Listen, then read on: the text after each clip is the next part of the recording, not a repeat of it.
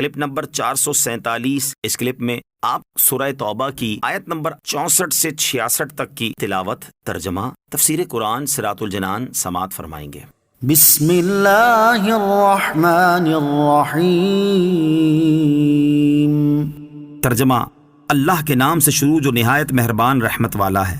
يحذر المنافقون أن تنزل عليهم سورة تنبئهم بما في قلوبهم قل استهزئوا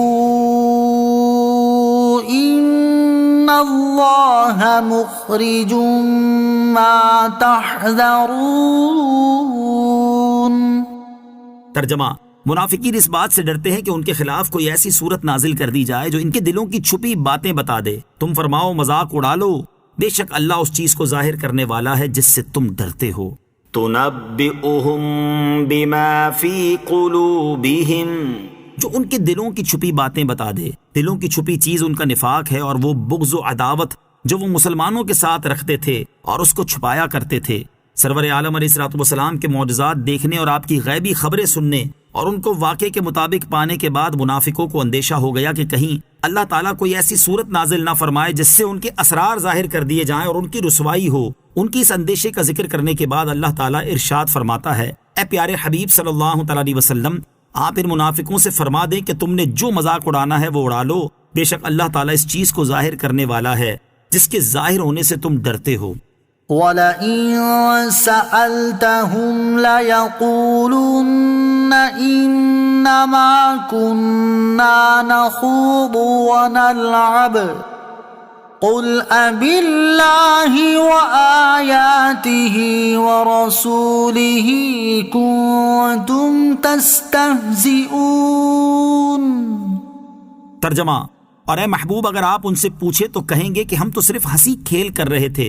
تم فرماؤ کیا تم اللہ اور اس کی آیتوں اور اس کے رسول سے ہنسی مذاق کرتے ہو؟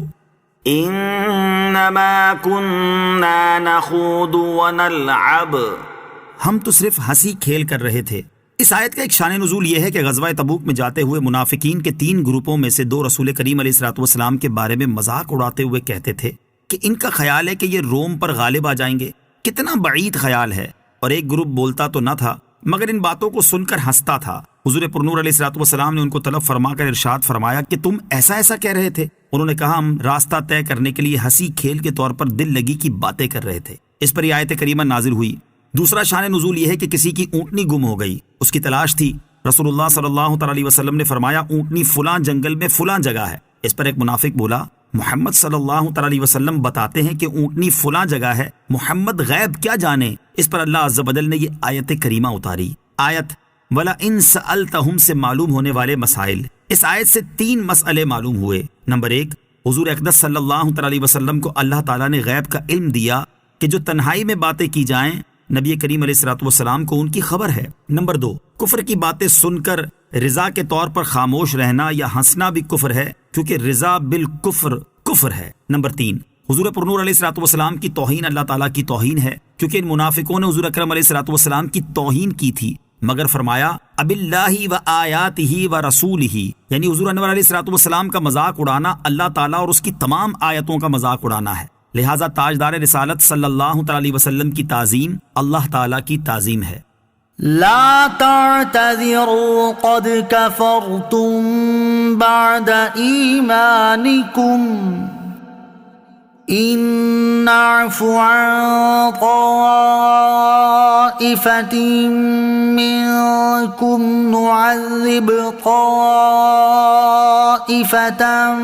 بأنهم كانوا مجرمين۔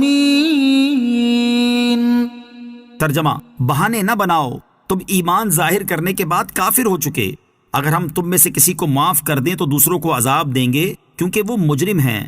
لا تعتذروا، بہانے نہ بناؤ۔ اللہ تعالیٰ نے منافقین کی جانب سے پیش کردہ عذر و حیلہ قبول نہ کیا اور ان کے لیے یہ فرمایا کہ بہانے نہ بناؤ، تم ایمان ظاہر کرنے کے بعد کافر ہو چکے۔ ان نعفو عن طائفۃ منکم، اگر ہم تم میں سے کسی کو معاف کر بھی دیں یعنی اگر ہم تم میں سے کسی کو اس کے توبہ کرنے اور اخلاص کے ساتھ ایمان لانے کی وجہ سے معاف کر بھی دیں تو توبہ نہ کرنے والے گروہ کو ضرور عذاب دیں گے۔ حضرت محمد بن اسحاق رحمۃ اللہ تعالی کا قول ہے کہ یہاں جس شخص کی معافی کی بات ہو رہی ہے اس سے وہی شخص مراد ہے جو ہنستا تھا مگر اس نے اپنی زبان سے کوئی گستاخی کا کلمہ نہ کہا تھا۔ جب یہ آیت نازل ہوئی تو اس نے توبہ کی اور اخلاص کے ساتھ ایمان لایا۔ اس نے دعا کی، یا رب عز و جل مجھے اپنی راہ میں مقتول کر کے ایسی موت دے کہ کوئی یہ کہنے والا نہ ہو کہ میں نے غسل دیا، میں نے کفن دیا، میں نے دفن کیا۔ چنانچہ ایسا ہی ہوا کہ وہ جنگ یمامہ میں شہید ہوئے اور ان کا پتہ ہی نہ چلا۔ ان کا نام حضرت یحییٰ بن حمیر اشجعی رضی اللہ تعالی عنہ تھا، اور چونکہ انہوں نے پیارے آقا علیہ الصلوۃ والسلام کی بدگوئی سے زبان روکی تھی